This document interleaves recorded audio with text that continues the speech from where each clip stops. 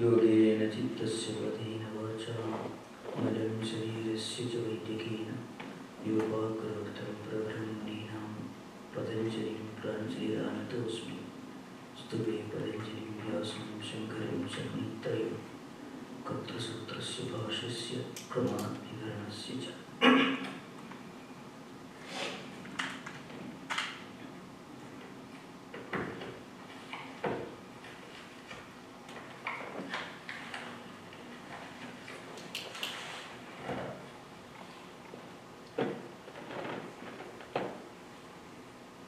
So we are continuing the discussion. The last part of the discussion on this 18th sutra, Viram Pratyabhyasa Purvaka Samskara Cheshaka Anya. Now we are discussing, continuing the discussion of Swami Vivekananda's exposition. Swamiji is asking one question. What is the result of constant practice of this higher concentration?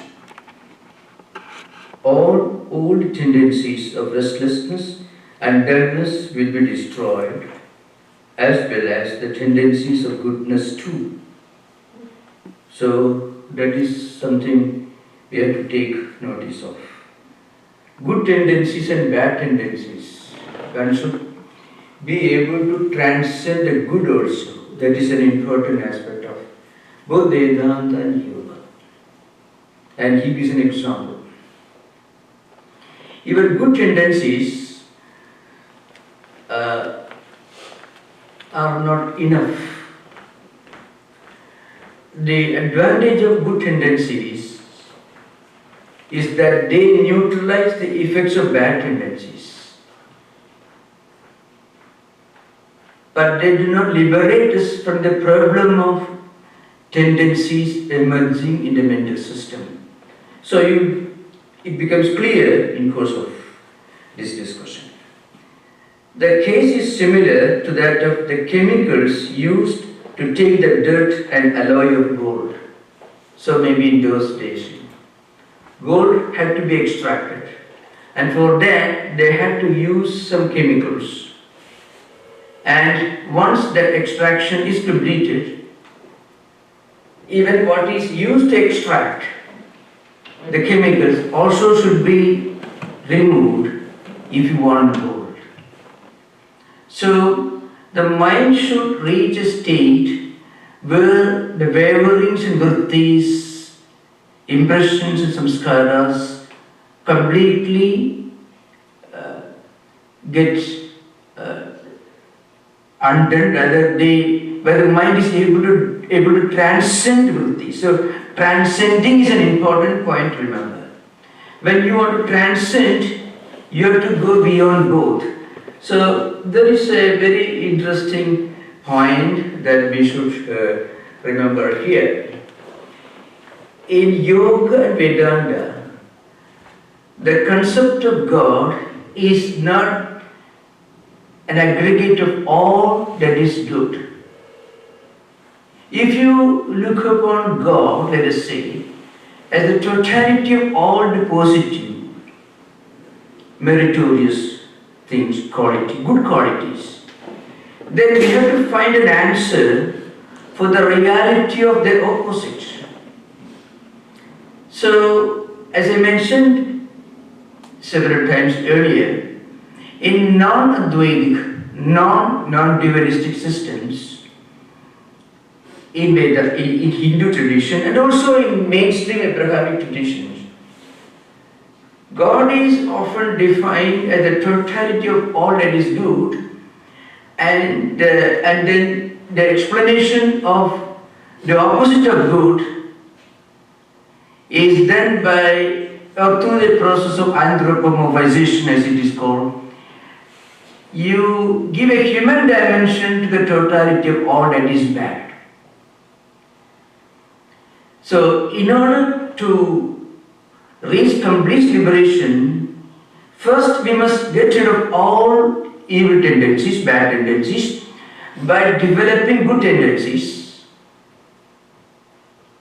And then we must be able to even go beyond good tendencies, so that there is absolutely no possibility of bad tendencies ever emerging. So long as good-bad equation continues, you cannot have just one coin. You can't have a coin with only one side. A coin will have two sides. So how do you explain the unpleasantness, the undesirable experiences? How do we explain this?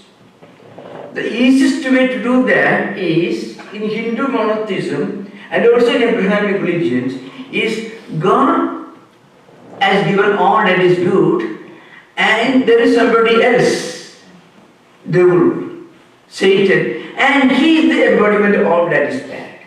So there is a constant warfare going on between God and the devil. So there you are admitting that God has a competitor. So very often if you read Paradise Lost, Milton's Paradise Lost, you find there the Satan devil also is quite equally strong and equally efficient. Only he is sitting somewhere, standing somewhere to ambush those who are marching towards heaven. So he wants to tempt those souls to his camp. So this is true in many of the monotheistic traditions. It's a philosophical question. So in Vedanta, and as I mentioned earlier, yoga finds its fulfillment not in yoga but in Vedanta. So in Vedanta, on the other hand, you should be able to transcend not only bad but also good to get complete freedom. Because so long as you are looking for everything that is good, there is always a possibility of something not so good emerging somewhere. So one should be able to look for something that transcends both. So Swami Vivekananda is giving an example of this. To extract gold, you have to remove all the dirt and filth from the gold ore, and for that you need chemicals. But those chemicals are necessary, no doubt, to remove the undesirable things so that you get gold. But then you don't keep those chemicals as you keep gold. Those chemicals are also to be removed. So I can give a very illustrative example from Nagarjuna. Nagarjuna was a great philosopher who lived the 6th century AD. He is the maybe a little earlier, maybe 4th century AD according to some other historians. He is the most prominent teacher of Shunyavada, which has become very popular these days in this country, especially after the popularity of Buddhism, from Mahayana tradition from Japan, China, Tibet, and other Mahayana countries. This Shunyavada as a great attractive philosophy, entered American cultural and philosophical landscape after the 50s and 60s. So you find hundreds of titles dealing with the doctrine of emptiness, or the doctrine of the great void, as they call it in English. And now, actually, the doctrine of the great void is deceptive, because Shunya does not mean emptiness or void as we define those words in Webster's dictionary or Oxford Learner's Dictionary. No, it is not absolute nothingness. It is the absolute indescribability. That is an important point, remember. So what Nagarjuna is trying to bring out in his famous, it's called the Bible of Shunyavada, it's called Madhyamika Karika, Moola Madhyama Shastram.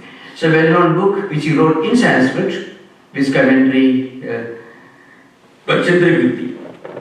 So Shunya is one absolute reality which is empirically indescribable, undefinable, which you cannot explain or describe or define at empirical level. Because at empirical level, when you describe something, you have to say, well, this glass is here, or this glass is not here, or this is a book, this is not a table. So you may explain or describe something either as this is or this is not at empirical level.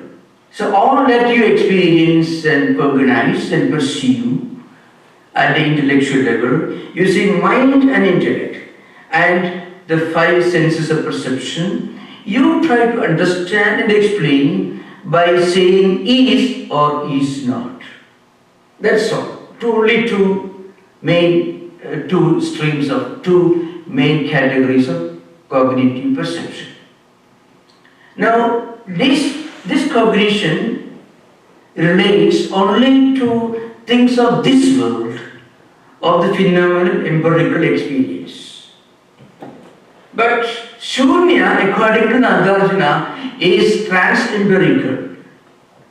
It is one transcendental, absolute reality which is non-dual. Even Nagarjuna says non-dual, and it is beyond description, beyond words, beyond definition.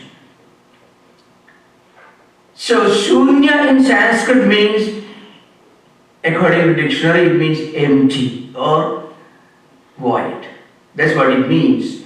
So very often this translation is made from Sanskrit in English as void or voidness or the great emptiness you find in English translations, which is terribly misleading. Nagarjuna would turn in his grave. Poor man died in 4th century AD. What it means is one indescribable, undefinable, absolute reality which you cannot explain in empirical terms. For that, one of the commentators of Nagarjuna's philosophy is named Chandrakirti, who wrote a great commentary in Sanskrit on Madhyamika Karika, which is the Bible of Shunyavada, the doctrine of emptiness. It's the most prominent dogma of Mahayana Buddhism, which is popular in China, Japan, all these countries. So there's an illustration. Suppose you have a stomach problem.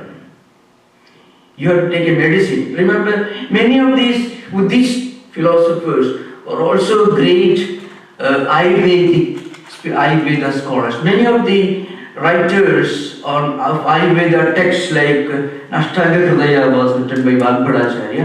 He was a great Buddhist actually. Many of the Sanskrit grammarians and Ayurvedic teachers were all Buddhist. So in Ayurveda, Chandrakirti takes one example from Ayurveda. Suppose you have a stomach problem. So there is a foreign body which you have to get rid of. So you take a medicine, some kind maybe Ayurvedic root or whatever it is. Then he says that helps you to cleanse your stomach. But then that root also should be removed.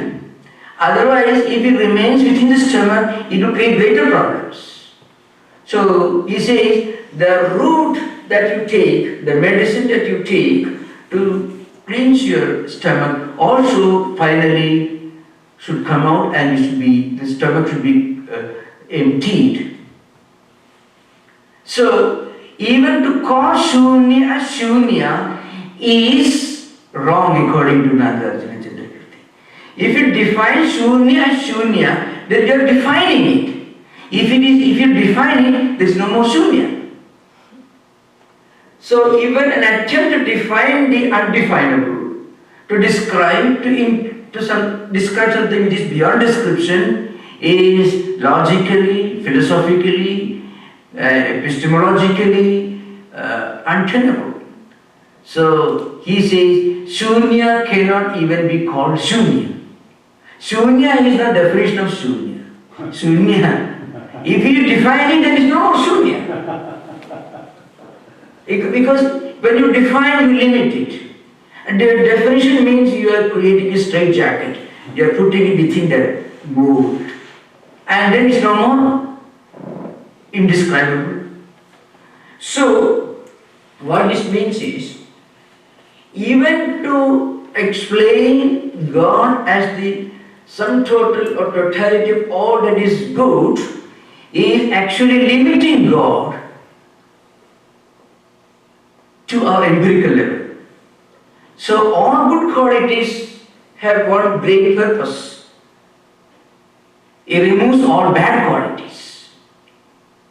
The example which I gave earlier, suppose there is a piece of rope in the room which is not well lit, so you mistake the rope for a snake, for a stick, for maybe for a thin stream of water or a crack on the floor. In the Sanskrit language, Sarpa, Bhuchidra, Jaladhara, and Danda. You may mistake a piece of rope, curved rope, for a snake or a thin stream of water, or maybe a curved stick or a crack on the floor. These are the possible. There are many other modern times. There are several other examples.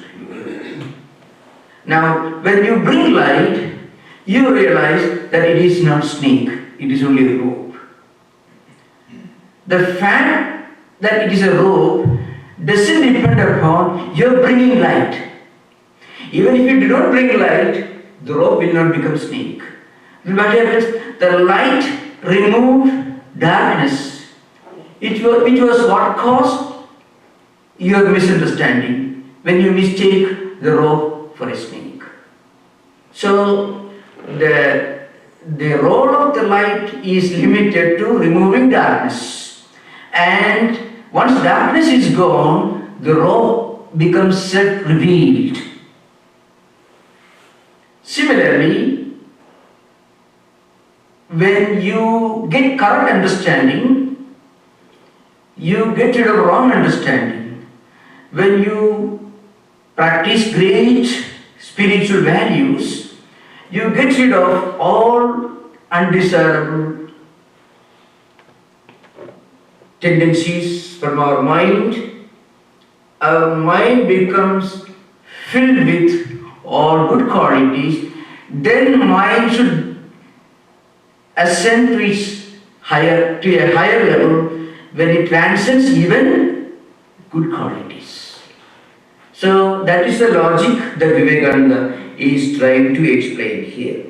So the case is similar to that of the chemicals used to take the dirt and alloy of gold. That's the glory of Vivekananda's interpretation of this particular sutra. Because you don't get such clear-cut explanations in the traditional Sanskrit commentaries because they were written centuries back. So the example is very, very illustrative. When the ore is melted down, the dross is burned along with the chemicals. So chemicals also should be got rid of if you want gold. The chemicals used to begin with to get rid of bad things associated with the golden ore. And once it is completely removed, what is left is gold. So that's something beyond description. Those good and evil tendencies will suppress each other. I mean, first the good tendencies will neutralize evil tendencies, and then you will be able to ascend further and transcend both, leaving alone the soul, the Atman, in its own splendor and trammeled by either good or bad, the omnipresent, omnipotent and omniscient. Then the man will know that he had neither birth nor death nor need for heaven or earth. So here yoga philosophy is converging on Vedanta. So Vivekananda's interpretation of Yoga Sutras, Raja Yoga, is a Vedantic interpretation. It is not exactly a yogic interpretation, because Vivekananda knew that yoga system is great only in its details, because yoga system is essentially a dualistic system. Then he will know that he neither came or went. It was nature which was moving, and that movement was reflected upon the soul. So again we have to come back to the philosophical, metaphysical structure of yoga Sankhya system. You have to remember, just to understand this statement very well, the purpose is to get mastery over nature and then freedom from nature. What is nature? Nature is this phenomenal world, and also all the mental, intellectual, sensory faculties, tendencies, impressions, good and bad, all these are evolutes of Prakriti, nature. So from Prakriti there is Mahatattva, from its Ahankara, from Ahankara mind emerges, from Sattva-Ahankara, then tendencies, impressions, senses of perception, senses of action, and then Tanmatras, the subtle elements. From subtle elements, the gross elements, the phenomenal world, empirical world. So all these are really not our true nature. They do not constitute our true nature. So this Prakriti or nature and all its evolutes, 23 evolutes, should be transcended. We should go beyond them. And when we go beyond them, then we will realize it is not Atman that is born and that dies. It is nature that goes through this evolution of birth, life, death and rebirth. So with all of us, it is the Chitta constantly moving, making itself into various forms, and we think that we are these various forms. So the basic problem is, instead of identifying with what we actually are, with our true nature, we are identifying ourselves with all these foreign bodies. Foreign bodies means this, all the impressions, vasanas, vrittis, samskaras, tendencies that are responsible for our actions, that are responsible for all these confusions, waverings, anxieties. All these are alien to us. They do not constitute our true nature. Our true nature is something that's beyond all this. And how do you explain this? These are all different evolutes, different manifestations of nature. And once we dissociate ourselves through non-identification with nature, then we will realize that we are beyond all this. It is this non-identification with nature that makes us master of nature, not a slave of nature. And finally, when we transcend them, we get complete freedom from nature. That is an important point to remember. All these delusions will vanish When that free soul will command, not pray or beg, but command, then whatever it decides will be immediately fulfilled. So once we identify ourselves with our true nature, then we do not crave anything, we do. When so long as we have a desire for something, we are in a state of slavery. When we do not have any desire for anything, that is complete freedom. So desire is the sign of slavery, bondage. Desirelessness is freedom. That's why when we have to get something, when we want to achieve something, then we are not really free. That is the main objection of Vedanta with the creationist theory. See, if God creates this world for a purpose, then that God has something, He wants to do something. He has something to do. You may say you want to save the world, okay, but why should He have a desire to save the world? See, even to have a desire to do good things is good, certainly, no doubt, but then it is not a state of complete freedom. That's the idea behind it. When you transcend both, then you transcend even mastery. You do not have any desire for anything. That is why in Vedanta, creation is not like a pot maker making pot from clay, or a jewelry shopkeeper or a goldsmith making golden ornaments from gold. Rather, it is the projection of the subtle in gross form.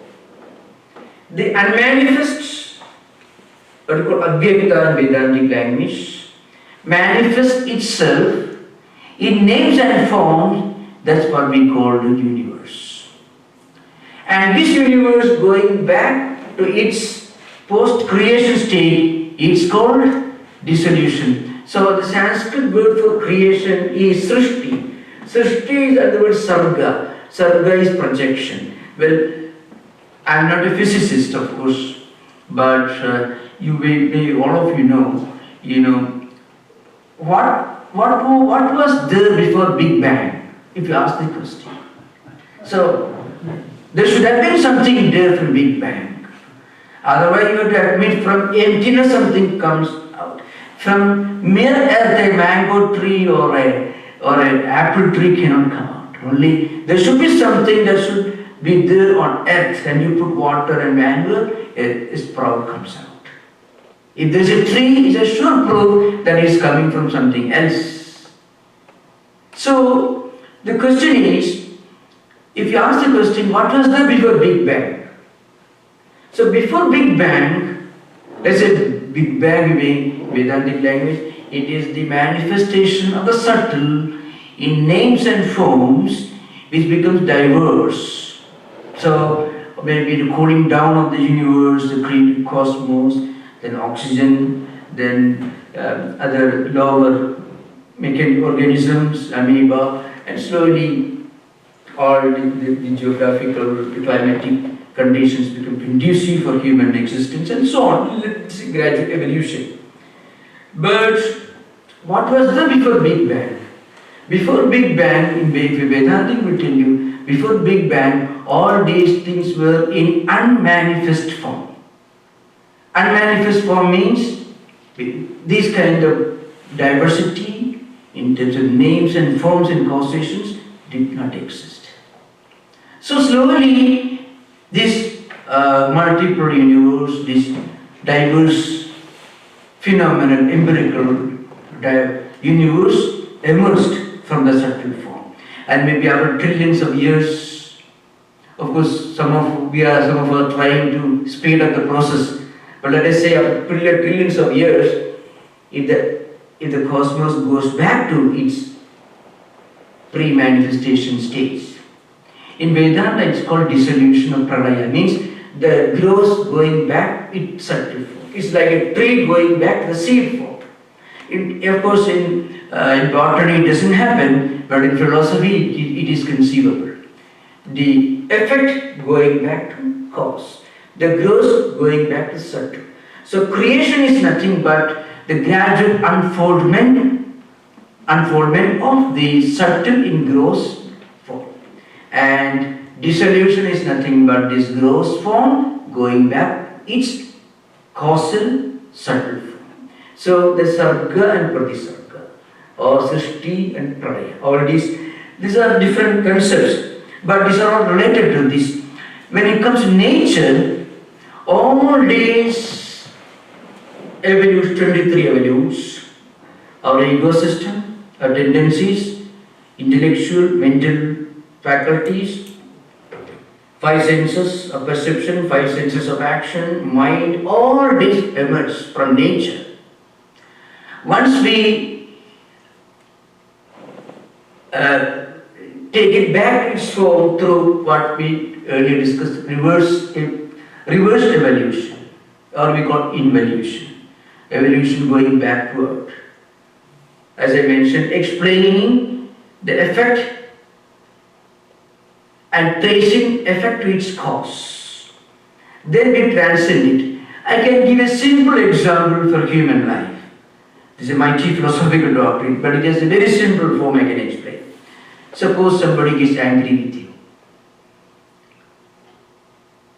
Terribly angry.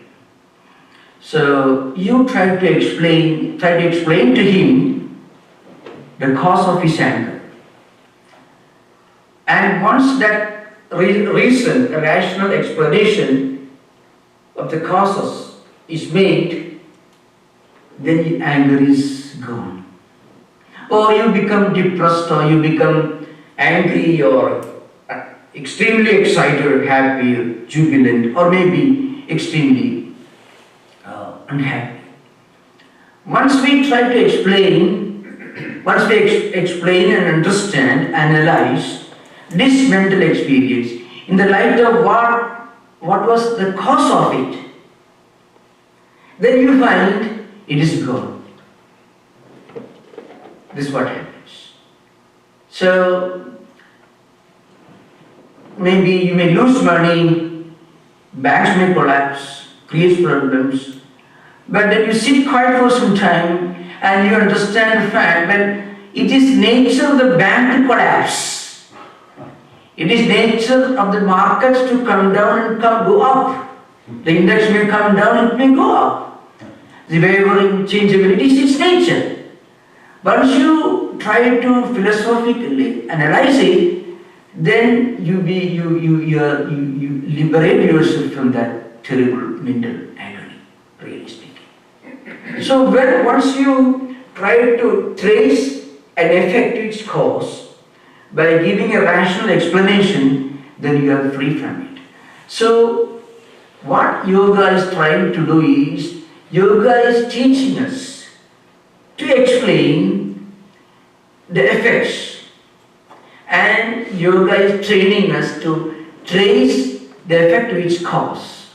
And once we understand it, we are free from it. That's the idea behind it.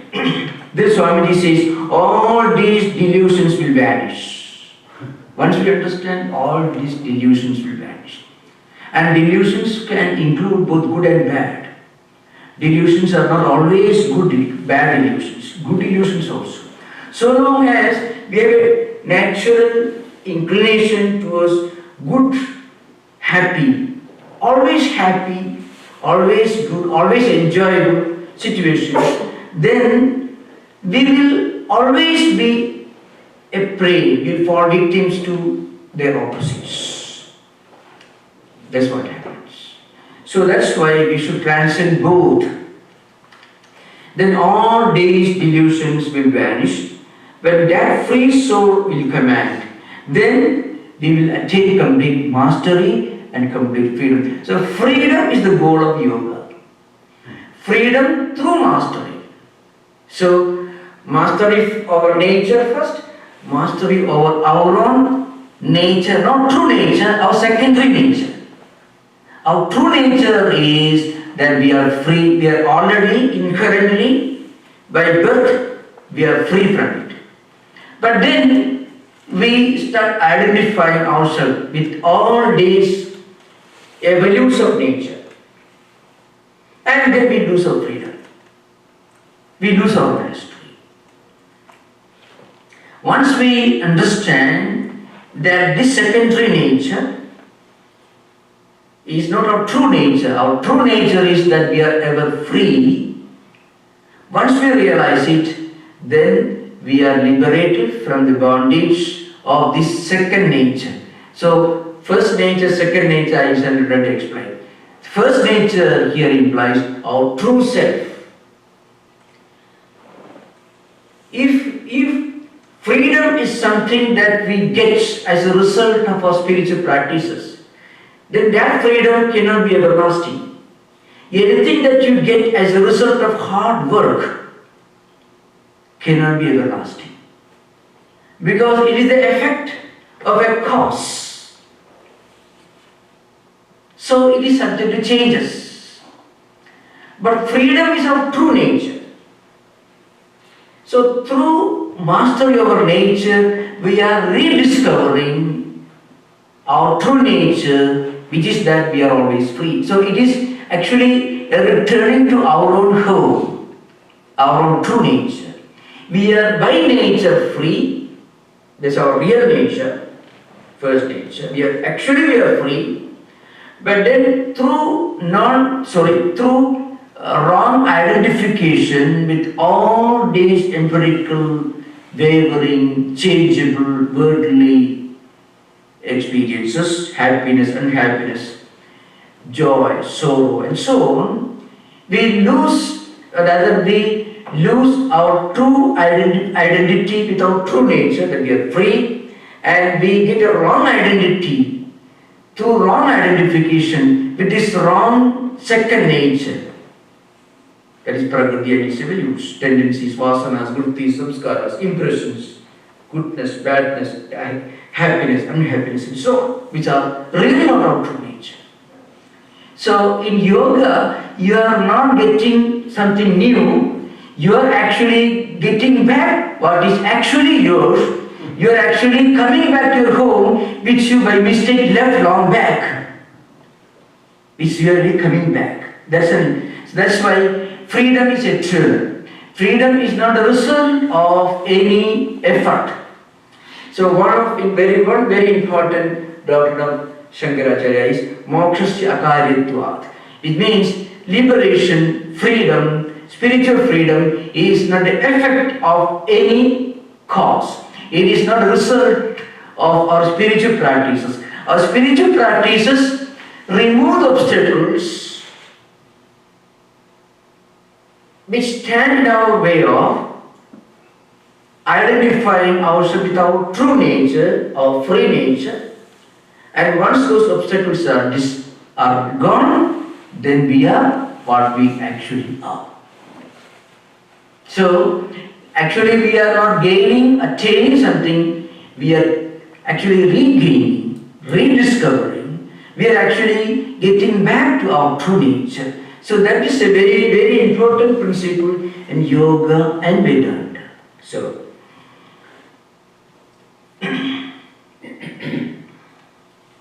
so now we will go to the 19th Sutra. 19th Sutra deals with some liberated souls. There are different categories of enlightened persons, enlightened souls in yoga tradition. Bhava pratyo videha prakritilayanam. This is a sutra. So, those who have reached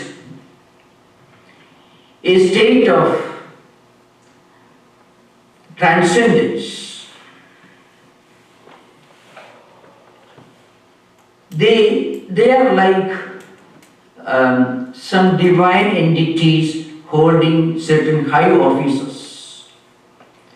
So it's a reference to one important doctrine and one important belief in Vedanta and yoga. That is, those who have done a lot of spiritual practice. They also get samadhi, and they are able to liberate themselves from the embodiment. They call Prakriti Laya, I mean they are already immersed in Prakriti. They are highly evolved, advanced spiritual seekers, but they don't belong to the highest category of free souls. So this is a little beside the point we are discussing. What it means is, according to yoga tradition, those who have died after doing a lot of spiritual practices, they get freedom from their physical embodiment, in the sense that they are not born again as human beings or as embodied beings, but they have not reached the highest state of liberation. They have to go beyond that. In yoga tradition, Vedanta tradition, what we call angels, let's say it may be more or less parallel to Christian tradition, angels, highly evolved souls who are quite advanced in spiritual life because of their constant spiritual practices. So they have attained freedom from their total identification with this physical nature, as ordinary human beings are. They are beyond that. So they are called devas. Devas actually means those who are living in celestial regions. That's the meaning of devas. So one of our famous interpretation of Vedic mantras called Niruktam. Niruktam it's almost like a thesaurus. It belongs to maybe a 9th century BC. Around 8th or 9th century BC.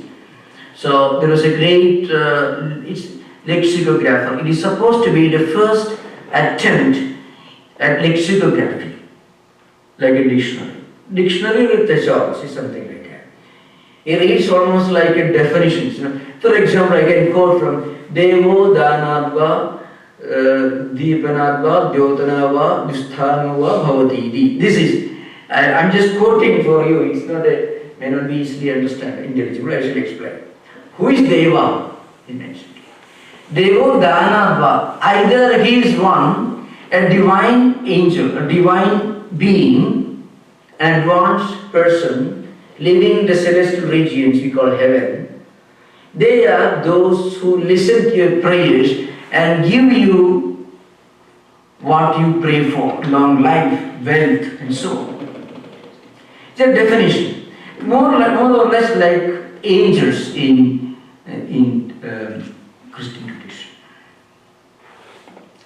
So that's one. Another one is Dusthanava. They are living in celestial regions.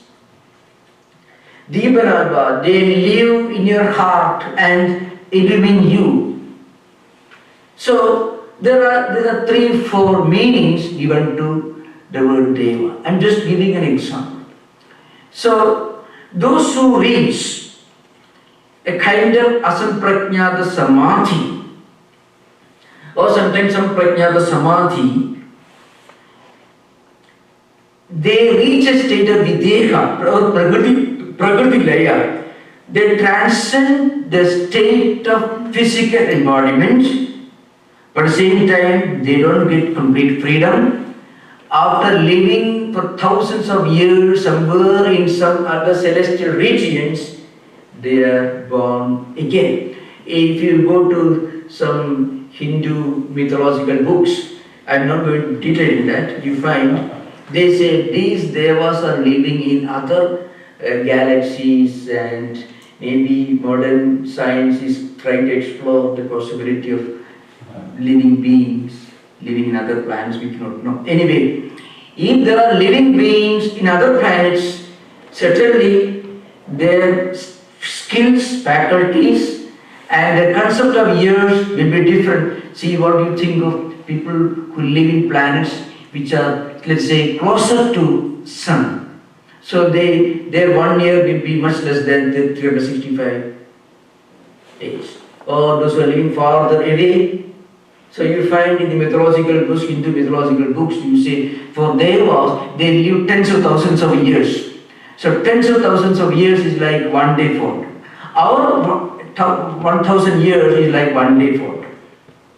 So you find such concepts. These are some just, and what I'm trying to explain is, Yoga and Sankhya philosophy speak of these advanced spiritual seekers who are free from physical embodiment as we are, and who are living in celestial regions, who after living for several thousands of years are born again as human beings to continue their spiritual journey till they reach complete freedom. This idea, that's the meaning here. Bhava Pratyayo Videka Prakriti Layana. That's why Bhava Pratyaya means they have to be born again. So in Hindu mythology, Vedanta mythology also, heaven is not a very big achievement, or celestial region is not a big achievement. You may have wonderful life there, but you are born again and you have to continue your spiritual practices till you transcend all these physical embodiments, till you attain complete freedom from this wrong identification with natural phenomena. That's the idea behind. So next sutra is very important. Saddha, Virya, Smriti, Samadhi, Prajna, Purvaka, Idaresham. Now in this sutra, 20th sutra, we are discussing the nature of real yogis, those who have reached asamprajnata samadhi through proper spiritual practice. So without becoming prakriti laya purushas, without becoming these transcendental angelic beings who are destined to be born again because they are not at complete freedom, these real yogis, the Idaresham means those real advanced yogis who do not belong to the category explained in the earlier sutra, 19th sutra. What are their characteristics? Shraddha, Virya, Smriti, Samadhi, Prajna. These are their qualities. So that needs explanation. So what is the nature of those who have attained real freedom? They told them these are the qualities.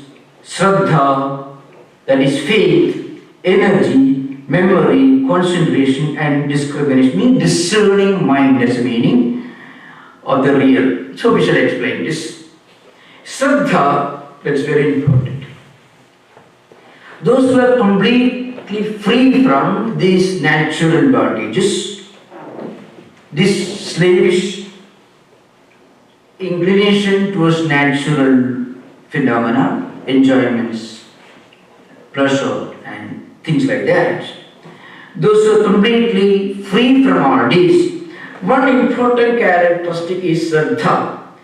Shraddha is really clear outlook, total freedom from conflict or doubt. That is the natural characteristic of those who have reached complete freedom, attained complete freedom through proper asamprajnata samadhi, higher concentration. Now this is equally important for a beginner in yoga.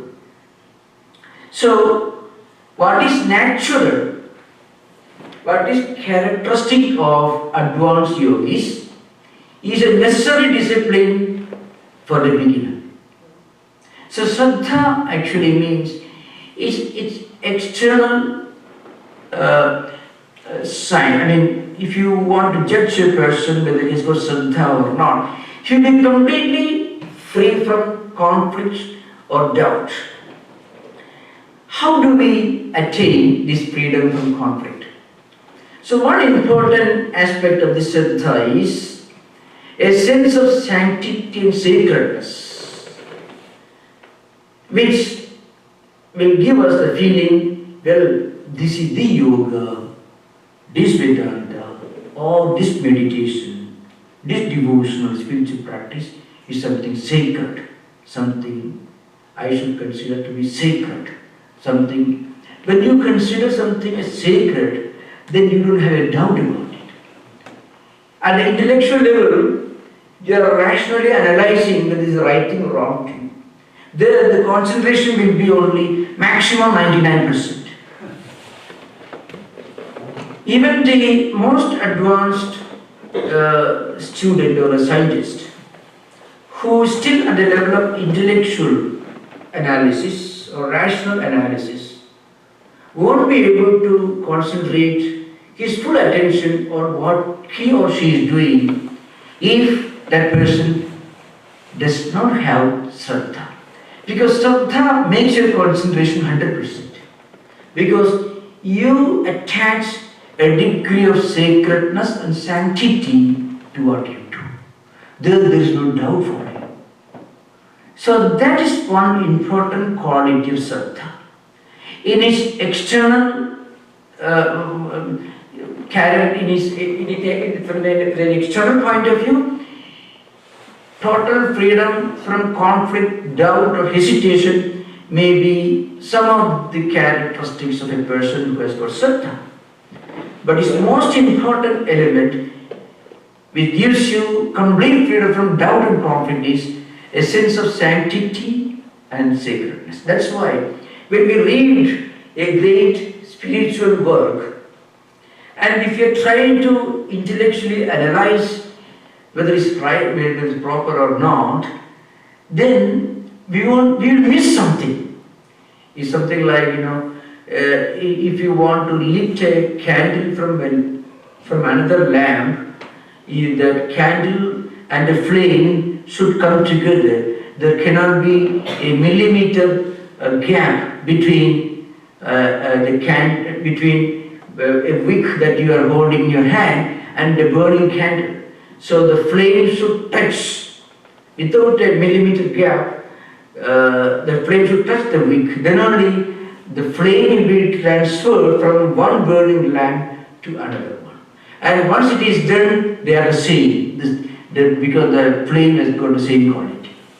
So like that, this Shraddha enables us to approach and understand gradually something with total concentration, with total freedom from conflict and doubt. So that becomes natural. It's not something that you try to practice, it becomes an inherent natural quality of a yogi. So that is Shraddha, being a Smriti, Samadhi, Prajna. We will discuss this one after another in the next session. Thank you. So we will have interaction now, maybe for 10 minutes.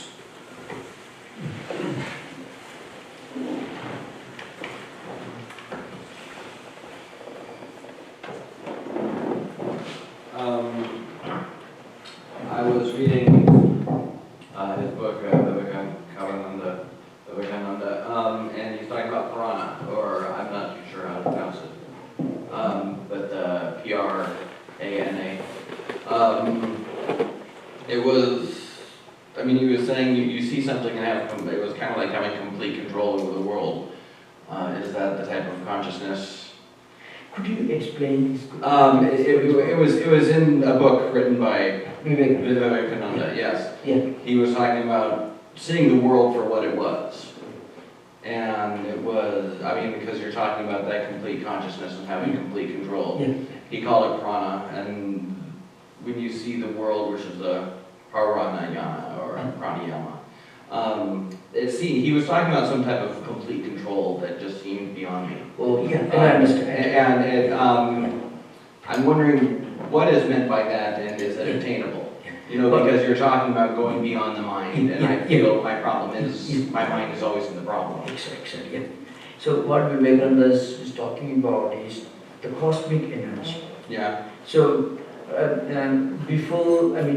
normally we identify ourselves with our individual energy, prana. Our individual energy is only an individual dimension, the cosmic universal prana. Yeah. So once we transcend this individual dimension through samadhi, through practice, then you connect with this cosmic prana, cosmic energy. Once you do that, you become one with it. So it requires a lot of meditation, a lot of concentration.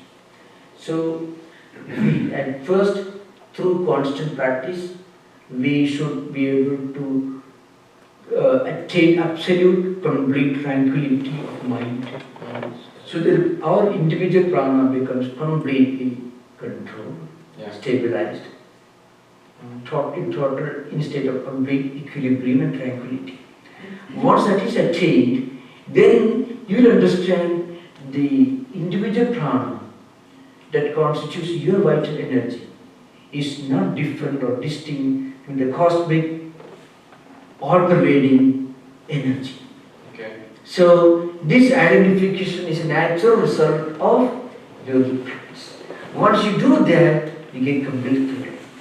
So those who reach this state of complete freedom, they will not have any desire. They will not have any such desire. In fact, to attain this transcendental identification with the cosmic all-pervading prana, one should practice absolute and complete renunciation. It's called paravairagya. Yeah. That's an important step. Through this step, if you reach that state, then you know what happens. Then you will not have any desire to attain mastery, control anybody. And as an extended explanation, you find many people who try to influence people through this prana. It could happen even through devotional practices also, prayer, long prayers. People attain some kind of mental skill, intellectual, psychic skill, and then they want to achieve many things, which shows that they have not reached that state through proper means. It's almost like a naturally violent person. If he goes to gymnasium, he becomes a very powerful fellow. He becomes a small town gunda, hooligan. So like that, people who develop this kind of high skills, they become a big problem, a big curse for humanity. Because these skills can be used, and you find in the whole history of humanity, you find people who demonstrated great powers of mind, great powers of concentration.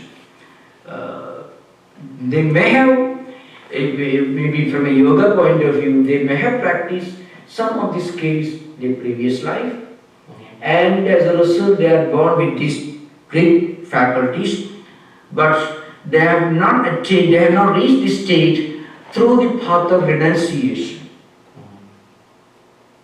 through the path of mastery over nature. They wanted to control nature, so they have reached the skills, but they have not attained freedom. So what happens? Yoga says such people who develop these skills, who demonstrate these skills, they have to come back to normal human level and start their journey from spiritual into God again. That's what I see. That's why, in this the verse which I read, this Bhava Pratyo Videha Prakritilayana, these are some kind of celestial beings. Some of them are great. Some of these skills also can come to people who are not completely got freedom from evil tendencies. When they get these skills, they display those evil. If you read some of the extraordinary feats of mind that you find in people like Genghis Khan, the examples you find in world history, superhuman powers of mind. This normally you don't find. Of course, another example, according to some history, I don't fully believe, but there's a Hitler is one example. Yeah, The man could sway tens of thousands of people by his words. People could not say no to him. So what was in him? He was so such people from a yoga analysis. Such people may have attained some skills through some kind of practice, but they did not take care to practice yamas, niyamas, self-restraint, self-control, renunciation, all these qualities that give you not only this power, but also to understand the limitation of this power and the wisdom not to use these powers for wrong purposes, for evil purposes. Jesus Christ was a real yogi. You can, in the old temple, you can see a picture of the founder of the old temple, Swami Tattwamayananda, Jesus Christ. Jesus Christ had all these great powers, but he used for the good of the world. He is blessing for it. So Buddha. All these great men, Buddha or Jesus or Shankaracharya, Ramakrishna, you find Vivekananda in recent times. So these great men, they have attained great powers of mind and psychic concentration. But they work for the good of the world. They give so many blessings to the world. So you can find the opposite examples I quoted just now. So what yoga says is, they say, already stated again and again, before anyone takes up any of these higher spiritual practices like asana, pranayama, pratyahara, means higher concentration, dhyana, samadhi, one should get completely established, one should get completely be established in yamas and niyamas, non-violence, purity, total freedom from desire, contentment, a sense of resignation to God's will, and inner and outer purity. All these spiritual qualities will become natural to a spiritual seeker. When they reach this samadhi level, these skills they will get, but along with that they also get the wisdom, the spiritual wisdom, to use them for the blessings of humanity. For appropriate reasons. Yeah, that's right. Okay. Well, I feel like my mind zigzags between what is right and chaos all the time. Yeah. So I'm not quite free. So that's why before we always insist on this point, the yogic concentration should not be practiced by people who do not have a lot of free time. I'm talking about higher concentration. Don't mean the yoga is something scary, don't misunderstand that. What it means is higher skills, higher mental concentration should not be practiced unless we are able to practice some important discipline, spiritual, moral discipline, and non-violence, total freedom from selfishness, inner purity, self-control. All these are essential disciplines before we take up these things. That's an important point. So we can continue the discussion. Thank you. But I want to try next week this class. Next Thursday. Is there class next week? I think next week we do have class. We do have. Okay. Next week. So okay. So we'll continue discussion again next session. Om Shanti Shanti Shanti Hari Om Tat Sat Sri Ram Krishna Paramastu.